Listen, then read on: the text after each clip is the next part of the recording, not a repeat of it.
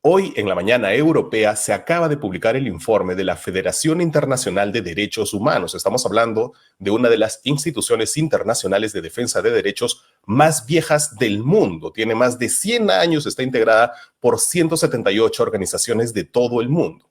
Pues bien, este informe de la Federación Internacional de Derechos Humanos tiene un título contundente: Perú, avance del autoritarismo y regresión de derechos. La principal conclusión de este informe es que existe un evidente proceso de captura de las instituciones democráticas en el Perú por parte de un Congreso autoritario, ultraconservador y antiderechos, ahora aliado con el gobierno de Boluarte.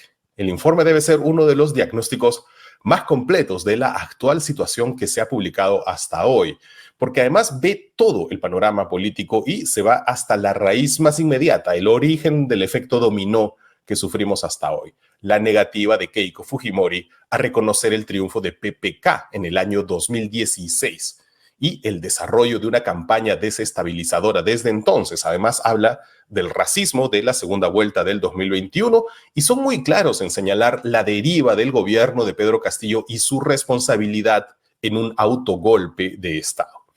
Pero lo más interesante y alarmante es, por supuesto, el diagnóstico del momento actual.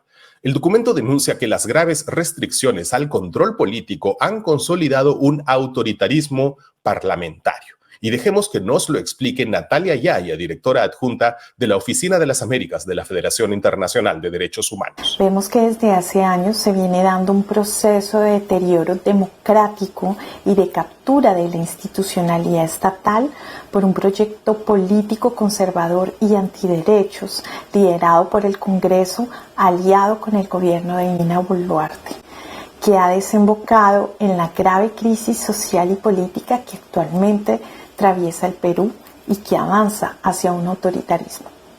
Por eso, nos preocupa el posicionamiento que ha tenido el gobierno frente a las manifestaciones anunciadas para los próximos días.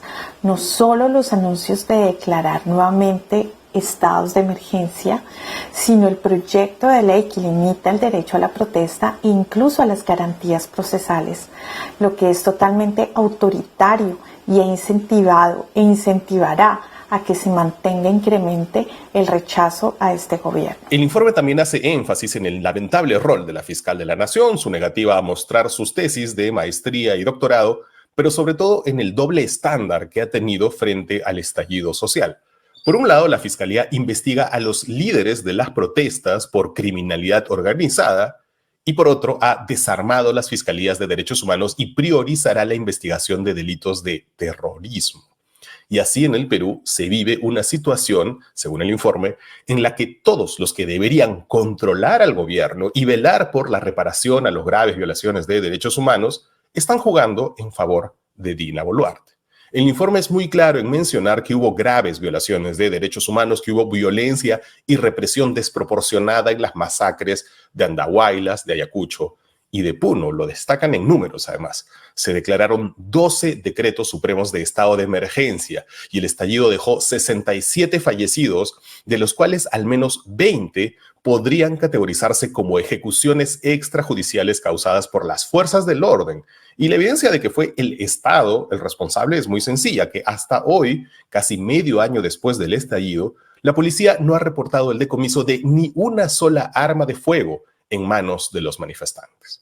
Para la Federación Internacional de Derechos Humanos, esta situación es solo la consecuencia de un proceso de captura del Estado peruano. El deterioro democrático que denunciamos en el documento da cuenta del avance en el último año por parte de la mayoría ultraconservadora y antiderechos del Congreso de cooptar otros poderes del Estado.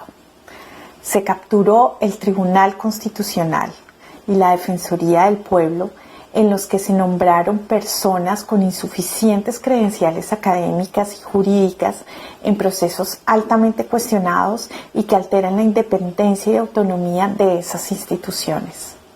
Es grave la persecución que se ha realizado contra el magistrado Jorge Salas, presidente de la Junta Nacional Electoral, quien al haber avalado la legalidad de las elecciones de 2021 se convirtió en blanco de esa oposición mayoritaria que ahora quiere su destitución a toda costa y así poder nombrar a alguien afín a sus intereses.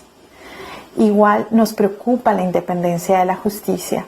De un lado, por los juicios políticos que se están imponiendo a los operadores judiciales, como ocurrió con la reciente inhabilitación de la fiscal suprema Zoraida Ábalos por parte del Congreso. Todo esto altera el sistema de pesos y contrapesos necesario para el funcionamiento de una democracia sana. Y apunten, la principal recomendación que hace el informe es que se retome el proyecto de adelanto de elecciones en el más corto plazo.